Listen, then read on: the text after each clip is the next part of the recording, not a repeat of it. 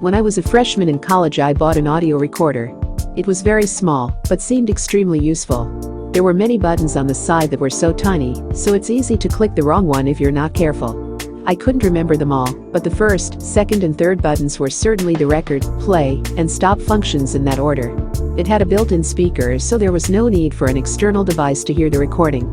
I was planning to use the item for an entrapment mission. A friend of mine told me that one of our professors had been preying on young college girls, asking them for sexual favors in exchange for a passing mark. In some occasions he'd even deliberately flunk them in anticipation that they'd plead to him, which could give him an opening to commit his heinous acts. He was never convicted, because of lack of proof. Having been raised with a strong sense of justice, I couldn't let that situation slide. When I failed his subject, I knew what to expect, so I came prepared when I went to his office. I clicked the record button of my new sound recorder and hid it in my handbag before entering the door. While inside, I asked some questions in an attempt to elicit sufficient evidence that would incriminate him. Having watched countless detective movies, I was confident that I'd bring that criminal to justice. However, after nearly an hour, I wasn't able to get anything.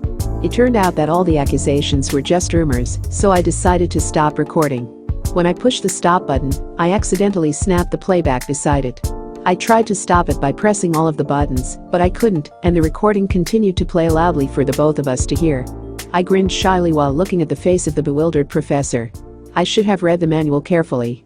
When I told my friend about it, she died laughing. She couldn't believe that I took her word seriously.